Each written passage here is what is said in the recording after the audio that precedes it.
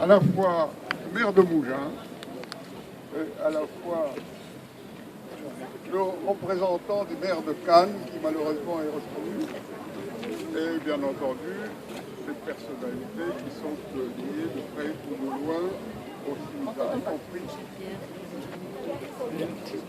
y compris Jean-Pierre Mascaroni, y compris Alex Palais, et je voudrais aussi saluer les représentants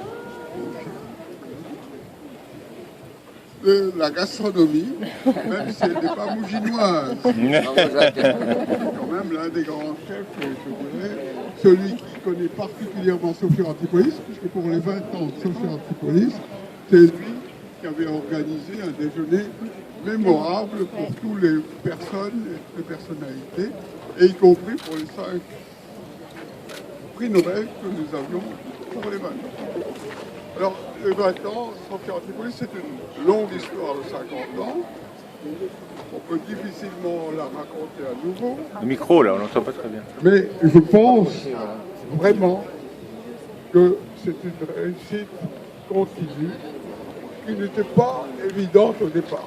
Pas du tout, même si j'en crois toutes les communications qui m'avaient été faites, notamment à l'occasion du petit livre que le Conseil général des Alpes-Maritimes avait publié pour les 20 ans, où il y a toute une série de documents émanant de plus grandes personnalités scientifiques, économiques, non seulement françaises, mais européennes et internationales, qui disaient que c'était vraiment un pari très risqué et tout le monde pensait que ça ne marcherait pas. Mais petit à petit, tout le monde sait que maintenant ça marche et que ça doit continuer à marcher et que ça doit continuer à se développer de plus en plus, parce que dans le monde moderne, c'est vraiment l'innovation qui va être le moteur presque essentiel de l'économie. L'innovation au sens large, y compris dans tous les domaines, et notamment dans le domaine trop négligé des sciences humaines. Lorsque Raymond Barre m'avait demandé de présider le comité recherche du 8e plan, j'avais pris contact avec des littéraires, des scientifiques des domaines sociologiques, des domaines psychologiques, des personnalités artistiques, en leur demandant quel est le grand programme qu'on pourrait lancer pour vous. Eh bien, je n'ai pas eu de réponse. Je n'ai pas eu de réponse, parce que chacun pensait à son domaine, et pas du moins du voisin. Or, pour le problème sciences et société, il faut bien que toutes les disciplines qui concernent la société, que ce soit l'anthropologie, la sociologie, la psychologie, et tout ce qui va avec l'histoire, la comparaison historique, la géographie, tout ça, il faut un grand programme qui soit transversal.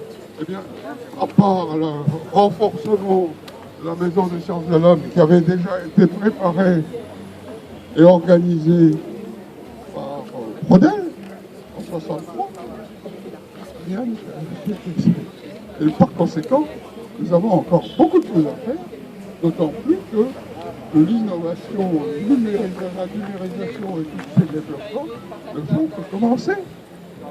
Donc il faut continuer. Et l'avenir est devant nous. Et le développement de l'avenir est devant nous. Et moi, j'aimerais avoir 60 ans de moins pour pouvoir participer pendant encore quelques 30 ou 40 ans à cet avenir. J'espère bien continuer encore pendant quelques années. Voilà, c'est ce que je voulais vous dire, c'est que j'ai été plus qu'ému de savoir que les centaines de personnes qui étaient au courant m'avaient tenu hors du courant. Et que j'ai eu l'étonnement d'arriver ici, alors ma femme a conduit très lentement. Elle m'a fait passer ensuite par le trajet, cherchant un parking pendant longtemps, pour que je n'arrive pas trop tôt. Et bien, je trouve que les organisateurs de cette réunion ont fait quelque chose d'admirable. Et je voudrais les en remercier profondément, ces amis.